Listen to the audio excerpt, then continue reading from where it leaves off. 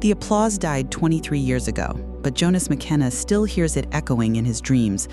Tonight, like every night for the past 8 months, he performs for an audience of none, his weathered hands moving through the motions of Hamlet's final soliloquy while strangers hurry past him on the frozen streets of Manhattan. The cardboard sign beside his torn sleeping bag reads, "Former Broadway actor, anything helps," but most people see only another homeless man talking to himself in the cold. Jonas pulls his tattered coat tighter around his shoulders as the December wind cuts through Times Square. The bright lights of the theaters mock him. Those same stages where he once commanded standing ovations now feel like distant planets in an unreachable universe. His breath forms clouds in the bitter air as he whispers the lines that once made critics weep. To be or not to be. But tonight, the question isn't philosophical, it's survival. A businessman drops a crumpled dollar bill into Jonas's cup without looking down. Jonas nods gratefully, but his eyes remain fixed on the majestic theater across the street, where his name once blazed in lights. Now it advertises a new musical, a new star, a new dream for someone else. The irony isn't lost on him. The man who once played kings and heroes now begs for spare change in their shadows. As the theater district empties and the last curtain calls fade into the night, Jonas prepares to find shelter in the subway tunnels below. But as he gathers his meager belongings, footsteps approach from behind. A shadow falls across his cardboard stage. Jonas McKenna. The voice is calm, measured, unfamiliar. Jonas looks up to see a tall man in a long black coat, his face partially hidden by the brim of a fedora. Something about the stranger's presence makes Jonas's skin crawl, not from fear, but from recognition, though he can't place where they might have met. "Depends who's asking," Jonas replies, his voice hoarse from the cold and years of hard living. The stranger reaches into his coat and pulls out an envelope, thick with what appears to be cash. "I represent a local theater company. We have a proposition for you." Jonas's heart skips. After 8 months of rejection, 8 months of casting directors pretending not to recognize him, someone is offering him work. "What kind of proposition?" "The kind where you play yourself," the stranger says, extending the envelope. "Your real self. Every triumph, every failure, every moment that led you to this street corner." Jonas stares at the money, then at the stranger's obscured face. Something feels wrong, dangerous even, but desperation has a way of drowning out intuition. His fingers are numb from the cold, his stomach empty, his pride already shattered beyond repair. "How much?" he whispers. "Enough to change everything," the stranger replies, "if you're brave enough to face the truth." Jonas takes the envelope with trembling hands, inside more cash than he's seen in 2 years. But as he looks up to ask questions, the stranger is already walking away, disappearing into the neon-lit maze of the theater district like a phantom. Alone again under the harsh streetlights, Jonas stares at the money and wonders what he's just agreed to. The wind picks up, scattering the loose pages of a discarded playbill across the sidewalk. One page catches against his leg, an old review from 2001 with his photograph and the headline, "Jonas McKenna, Broadway's Next Legend." He crumples the page in his fist and looks toward the darkened theaters. Tomorrow he'll discover that some stages are built not for glory, but for judgment. The address on the crumpled paper leads Jonas through forgotten neighborhoods where Broadway's golden glow fades to nothing. 3 days have passed since the stranger's visit, and Jonas has spent them in a cheap motel room, staring at the money and wondering if he's lost his mind along with everything else. But hunger and curiosity finally drive him to this abandoned corner of the Lower East Side, where broken streetlights cast pools of darkness between crumbling buildings.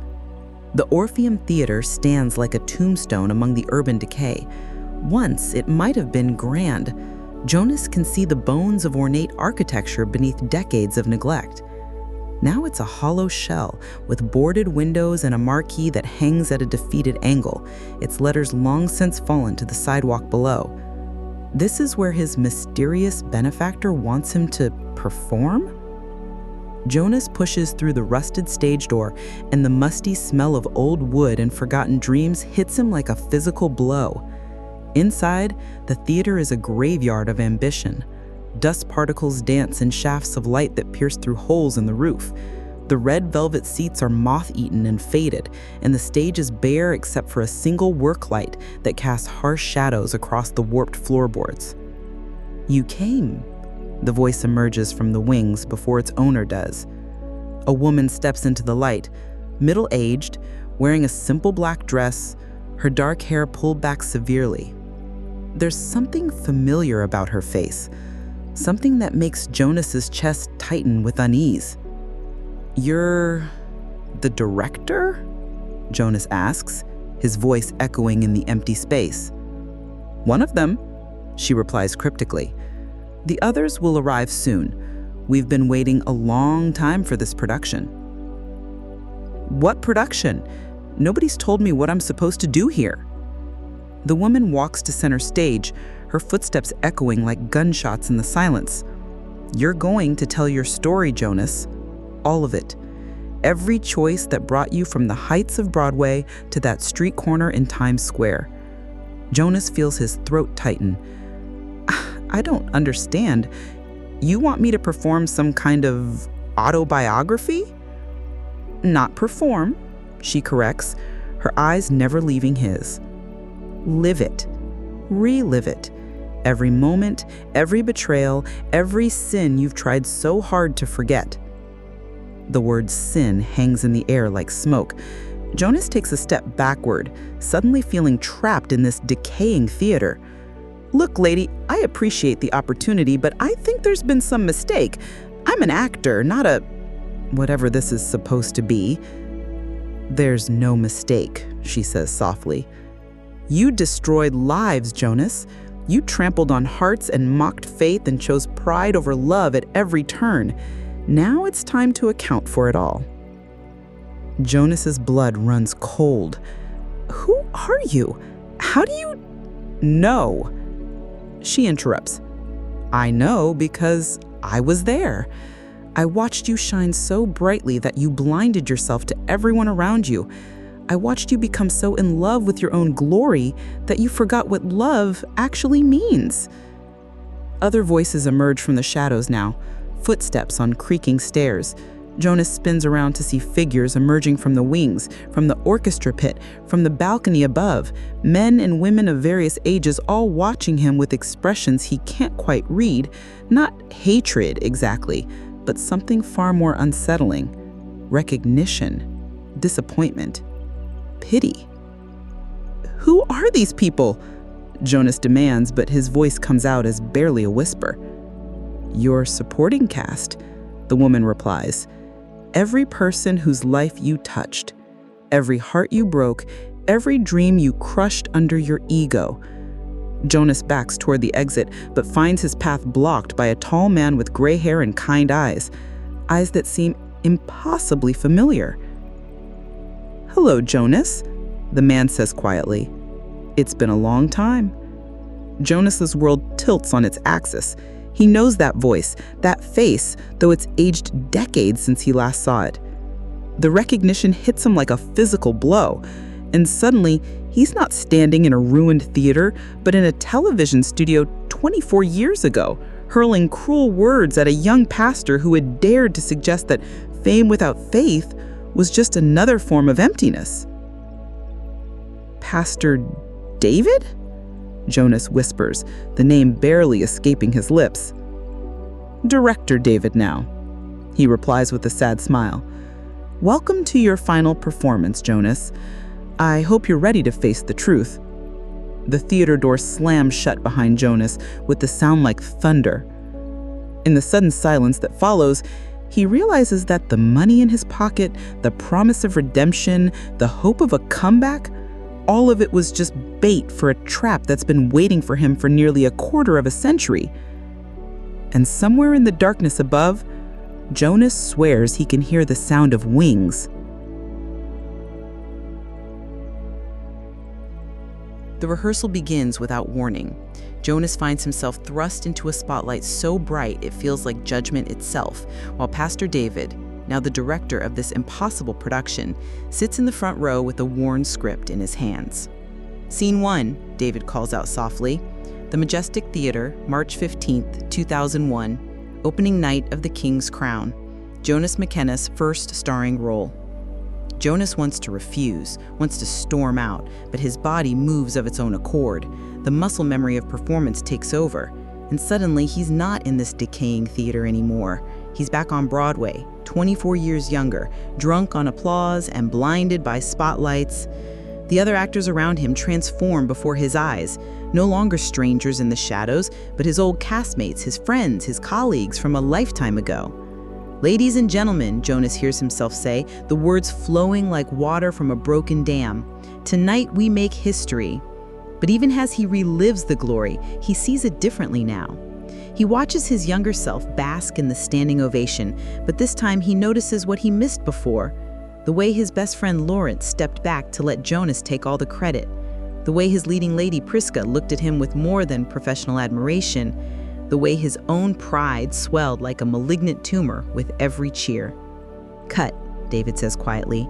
Scene 2, the after party, the moment it all began to change. The set shifts around Jonas like a fever dream. Now he's in a crowded restaurant, champagne glasses clinking, critics and producers hanging on his every word. But the celebration feels hollow now, like watching a movie of someone else's life. He sees Lawrence across the room. Lawrence, who had helped him memorize every line, who had talked him through every bout of stage fright, who had been his closest friend since drama school. Lawrence is talking to a producer, pitching his own idea for a show, his face bright with hope. And Jonas watches his younger self intercept that conversation. "Excuse me," young Jonas says, his voice smooth as silk and twice as dangerous. "But I couldn't help overhearing. That sounds exactly like a project I've been developing. Isn't that right, Lawrence?" The memory plays out with excruciating clarity. Lawrence's face falling as Jonas steals his idea, reframes it as his own, and leaves his best friend standing there like a fool in front of one of Broadway's most influential producers. All for what? Another role? Another chance to see his name in lights?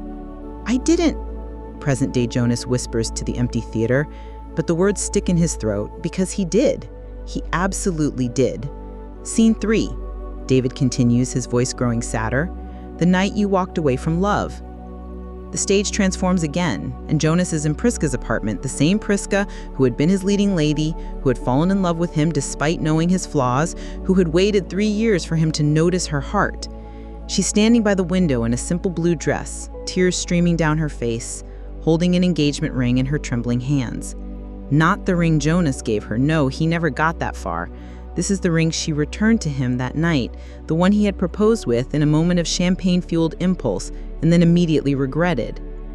"I can't marry you," his younger self says, the words cutting through the air like knives. "My career is finally taking off. I can't be tied down right now." "Tied down?" Priska whispers, her voice breaking. "Is that what love is to you? A chain?" Jonas watches himself shrug, watches the casual cruelty of his dismissal, watches Priska crumble as he walks out of her life forever. And for the first time in 20 years, he remembers that she had been pregnant. She never told him, never got the chance to, because he left before she could find the courage to say the words. "Stop," Jonas pleads to the empty theater, but David doesn't stop. Scene 4, the television interview, the moment you chose mockery over mercy. And there it is, the moment that changed everything. Jonas is sitting across from a talk show host, promoting his latest show, riding high on success and his own sense of invincibility. The guest before him is a young pastor named David Hoffman, talking about finding hope in dark times, about the power of faith to transform broken lives. Young Jonas laughs, actually laughs when the pastor suggests that even Broadway stars need something greater than applause to find true fulfillment. "Faith?" Young Jonas scoffs, playing to the camera, playing for cheap laughs. "What I have faith in, Pastor, is talent.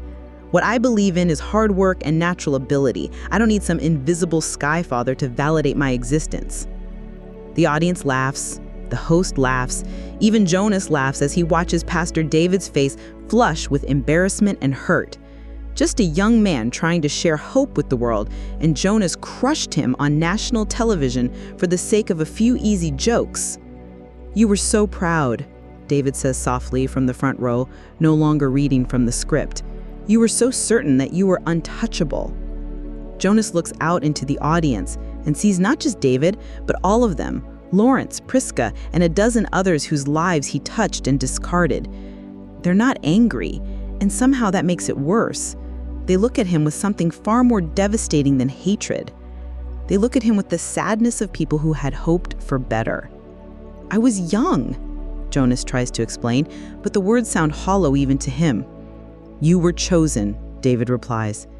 "God gave you a gift that could have touched millions of lives. Instead, you used it to build monuments to your own ego." The spotlight grows brighter, hotter, until Jonas feels like he's burning from the inside out. And in the audience, in the very back row, he sees a figure that makes his blood freeze. A young woman in a wedding dress, her face hidden by a veil, sitting perfectly still in the darkness. Jonas knows who she is, without seeing her face. The knowledge hits him like a physical blow, and suddenly he understands why this theater, this cast, this production exists at all. "Oh God," he whispers, and for the first time in decades, it sounds like a prayer. The wedding dress in the back row doesn't move, doesn't breathe, doesn't react as Jonas stares at it in growing horror. It simply sits there, like a monument to his greatest sin, waiting for him to remember what he spent 20 years trying to forget. "Her name was Grace," David says quietly, his voice cutting through the theater's suffocating silence. "Grace Hoffman, my daughter." Jonas feels the world tilt beneath his feet. The wedding dress, the girl in the back row, it's not really her, of course. Grace would be 42 now if she had, but Jonas can't finish that thought, can't face that possibility, not yet. "That's impossible," Jonas whispers, but his voice lacks conviction. Even as he speaks, the pieces are falling into place with horrible clarity. David stands slowly from his front row seat, his eyes never leaving Jonas's face. June 12th, 2004. The Most Holy Trinity Church on the Upper East Side. "Do you remember that date, Jonas?" Jonas remembers. God help him, he remembers every detail. The way Grace looked when he first saw her at the coffee shop near Lincoln Center, reading Chekhov with tears in her eyes. The way she laughed at his jokes but challenged his cynicism. The way she somehow saw through his celebrity facade to something worth loving underneath. And he remembers the way she looked at him when he asked her to marry him. Not the casual proposal he'd made to Priska, but a real one, down on one knee in Central Park with her father's blessing and a ring that cost more than most people's cars. "She loved you," David continues, walking slowly toward the stage. "Despite everything, despite the way you humiliated me on television, despite your public mockery of everything we held sacred, Grace saw something in you that she believed was worth saving." Jonas closes his eyes, but the memories come flooding back anyway. Grace defending him to her father, Grace believing he could change, Grace spending hours trying to help him understand why faith mattered, why forgiveness was possible, why pride was the most dangerous sin of all. "She was so beautiful on our wedding day," Jonas whispers, and the words taste like ashes in his mouth. "Yes," David agrees, and his voice breaks just slightly. "Yes, she was, standing there in her grandmother's dress, so happy, so full of hope, waiting for you to show up." The confession hangs in the air between them like a sword about to fall.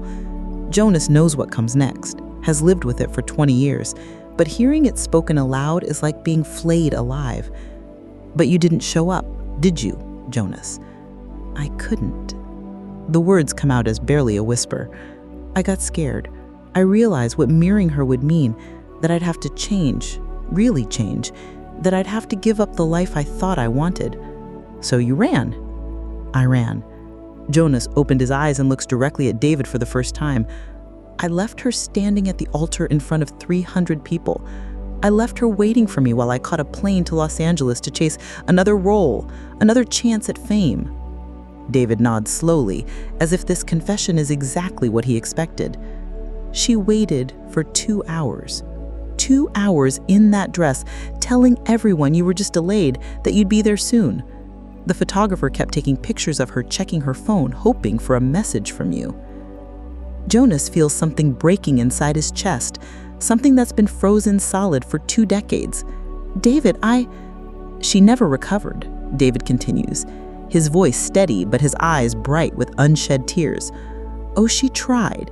She went back to teaching, threw herself into helping others, forgave you publicly even when the media wouldn't let the story die.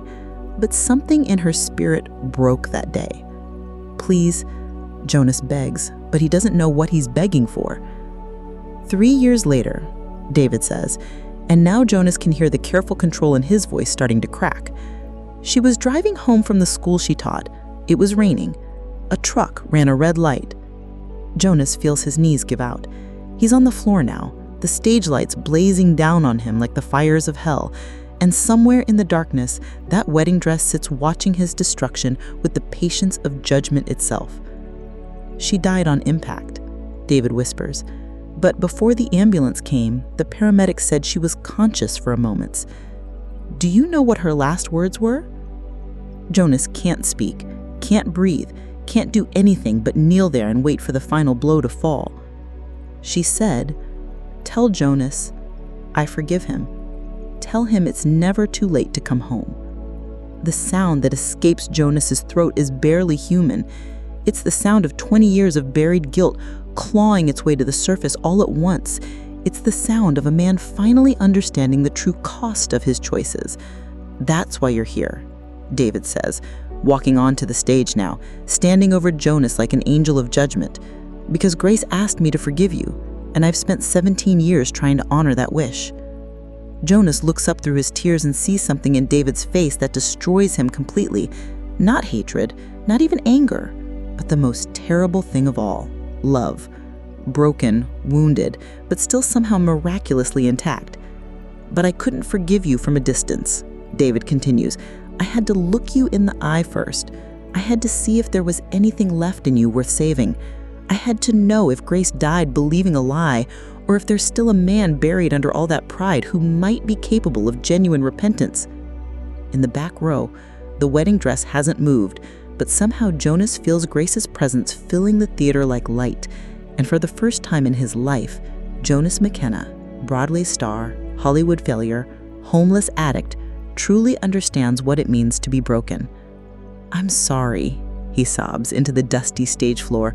"God, I'm so sorry. I'm so sorry, Grace. I'm so sorry." But apologies, he realizes, are just the beginning. The real question is whether a man can change after 20 years of running from the truth. And the wedding dress, in the back row, waits for his answer. Jonas doesn't know how long he stays on the floor of that stage, sobbing like a child who's finally admitted to breaking something precious. Time seems meaningless in this place, this theater that exists outside normal reality, where the past and present collide like tectonic plates shifting beneath his feet. When he finally raises his head, the cast has changed again.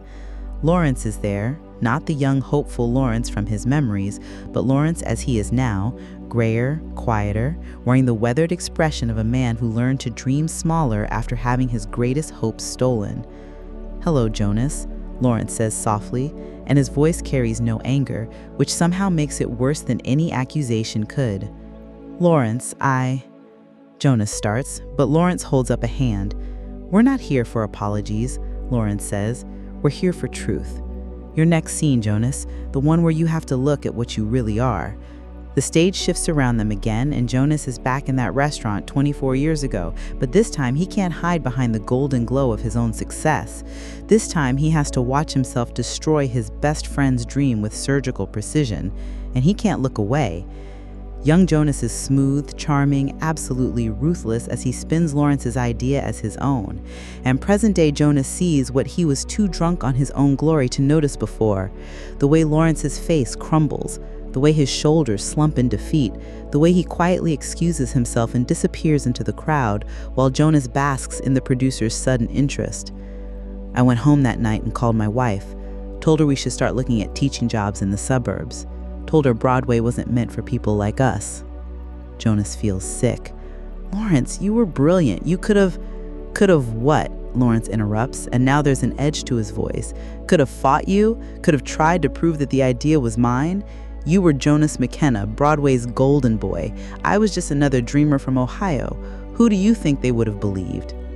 The scene shifts again, and Jonas is forced to watch himself charm his way into role after role that should have gone to better actors.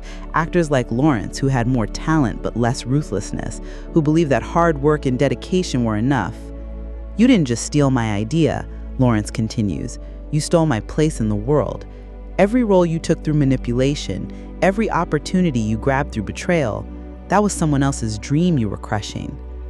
Now Priska steps forward, older now, lines around her eyes that speak of hard-won wisdom and carefully guarded pain. She says simply, "My turn." Jonas is back in her apartment, watching himself walk away from the only woman who ever truly loved him. But this time, he sees the rest of the story, the part he ran away from. He watches Priska collapse on her couch after he leaves, her hand instinctively moving to her still flat belly. "I was going to tell you that night," Priska says softly, "about the baby." Jonas feels the words hit him like physical blows. "Priska, no, but you didn't give me the chance.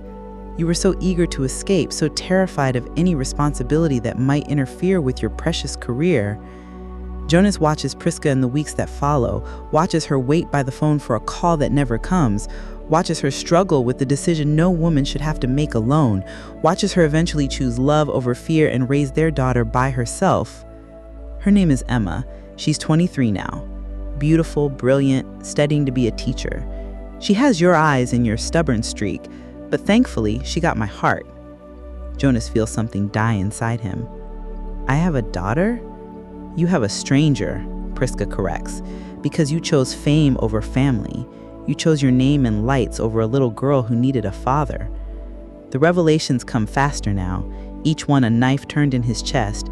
Jonas sees the long line of people he destroyed in his climb to the top, understudies he sabotaged, directors he manipulated, critics he charmed and then publicly humiliated when they dared to give him less than glowing reviews. But the cruelest cut comes when Grace appears. Not the wedding dress in the back row, not a memory or a ghost, but Grace herself, somehow present, somehow real, wearing the simple dress she died in 17 years ago. "Hello, Jonas," she says, and her voice is exactly as he remembers it, warm, kind, full of impossible hope. Jonas can't speak, can't breathe, can't do anything but stare at the woman he destroyed through his own cowardice. "I know you're sorry," Grace continues. "I can see it in your eyes. You're drowning in regret. But sorrow isn't the same as repentance, Jonas. Feeling bad about your choices isn't the same as changing who you are." Jonas falls to his knees again, but Grace kneels beside him, her presence somehow both comforting and terrifying. "The question isn't whether you're sorry for what you did," she says softly. "The question is whether you're willing to become the man I believed you could be when I said yes to your proposal." Jonas looks around the theater at all the people he wronged, Lawrence with his stolen dreams, Priska with her broken heart and fatherless child, David with his murdered daughter, and dozens of others whose lives he trampled in his pursuit of glory. He whispers, "I don't know how. I don't know how to be anything other than what I am." Grace smiles, and it's the same smile that made him fall in love with her all those years ago. "That's the first honest thing you've said since you walked into this theater." She stands and extends her hand to him. "Now comes the hard part, Jonas. Now comes the choice." Around them, the theater begins to change one final time. The dusty, decaying walls start to gleam with fresh paint. The torn seats repair themselves. The broken marquee outside flickers to life. "One more scene," David calls from the director's chair. "The final act. But this one, Jonas, this one you have to write yourself." And in the sudden bright lights of a theater reborn, Jonas McKenna must decide who he wants to be when the curtain finally falls.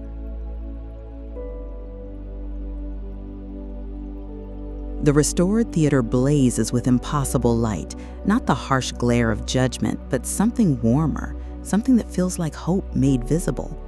Jonas stands center stage, surrounded by everyone whose life he touched and twisted, but for the first time since entering this place, he doesn't feel like he's on trial.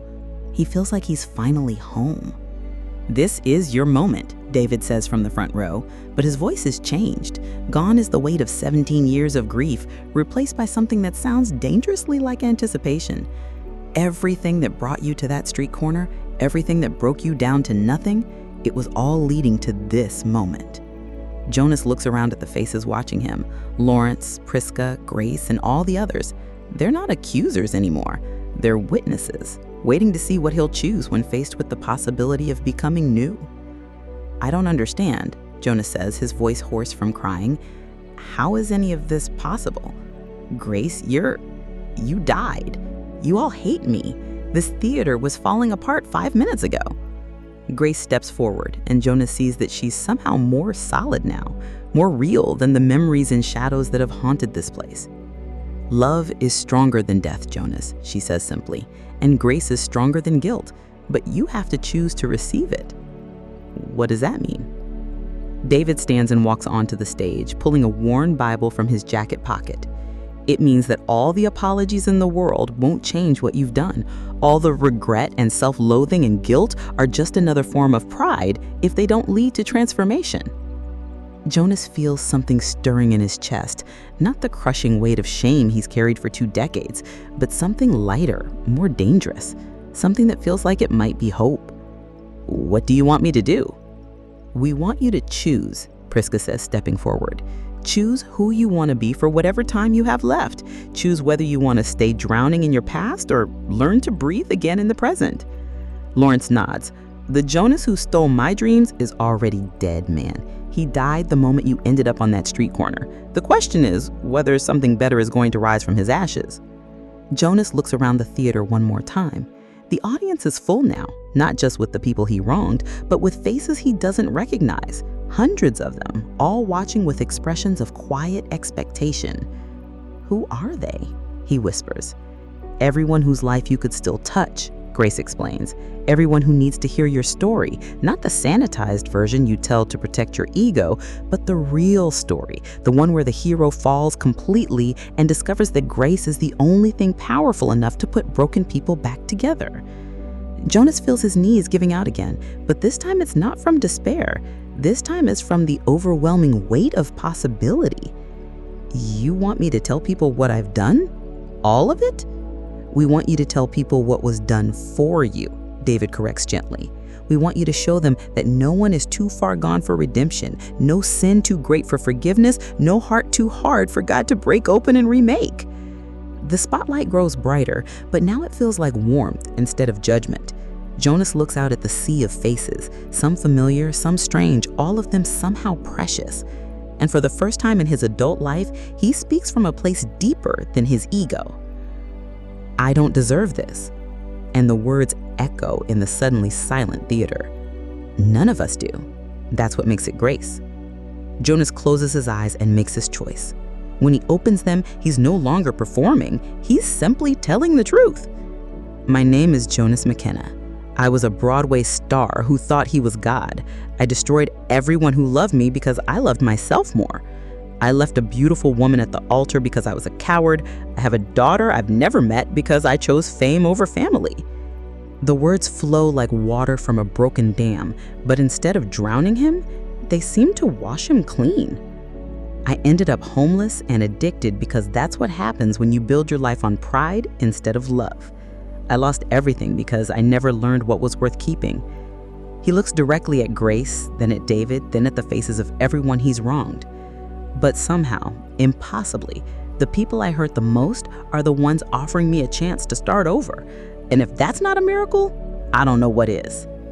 The audience is completely silent now. But it's not the silence of judgment. It's the silence of people holding their breath, waiting to see what happens when grace meets brokenness and transforms it into something beautiful. Jonas turns to David, who still holds the worn Bible in his hands. "What do I need to do?" David smiles, the first genuine smile Jonas has seen from him, and opens the book to a page marked with a faded ribbon.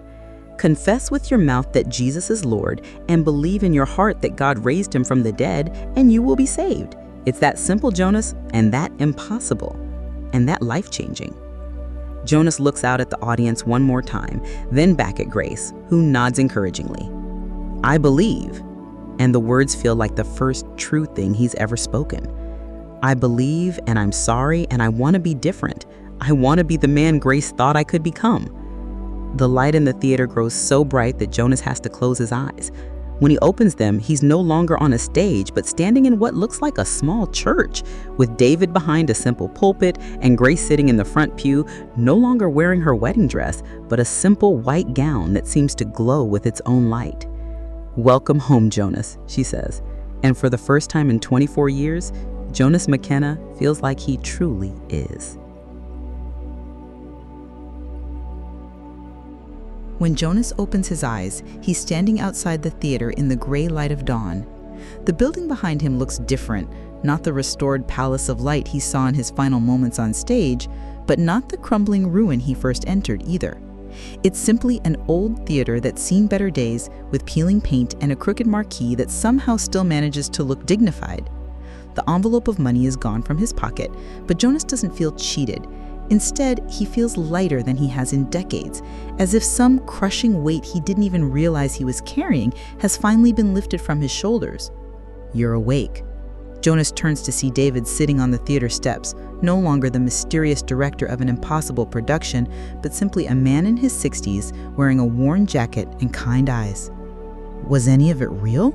Jonas asks, though part of him already knows the answer. "Reality is a bigger thing than most people think," David replies with a small smile. "What matters is whether it changed you." Jonas considers this as he sits down beside the man whose daughter he abandoned at the altar 17 years ago. They sit in comfortable silence for a moment, watching the city wake up around them. "She really forgave me?" Jonas asks, finally.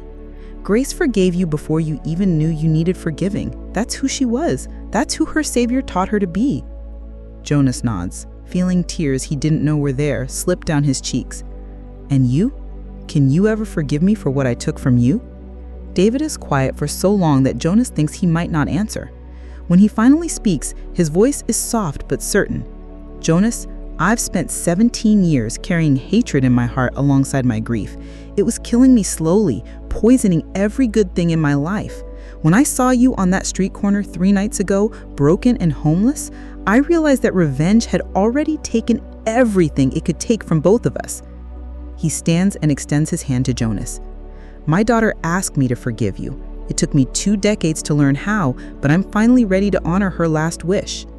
Jonas takes the offered hand, and David pulls him to his feet. "What happens now?" Jonas asks. "Now, you live," David says simply. "You live differently than before. You use whatever time you have left to show people that no one is beyond redemption, that grace can reach even the darkest corners of the human heart." They walk together down the empty street as the sun climbs higher over the city. At a small diner on the corner, David stops. "I know the owner. She's been looking for help in the kitchen. It's not Broadway, but it's honest work." Jonas looks through the window at the simple restaurant, nothing fancy, just the kind of place where ordinary people come for comfort food and conversation. A far cry from the theaters where his name once blazed in lights, but somehow it looks exactly like where he needs to be. "David," Jonas says as they reach the door, "what about Priska, my daughter? Is there any way?" "One miracle at a time," David says gently. "Focus on becoming the man who deserves to meet his daughter and trust that God will open the doors that need to be opened when they're ready to be opened." Jonas nods, understanding. The old Jonas would have demanded immediate results, would have tried to force his way back into lives he had no right to claim. But the new Jonas, this man who has been broken down and built back up in the span of one impossible night, is learning patience. "Thank you," Jonas says, and the words carry the weight of everything he can't articulate. David claps him on the shoulder. Thank grace and thank the God who loves broken people enough to give them second chances.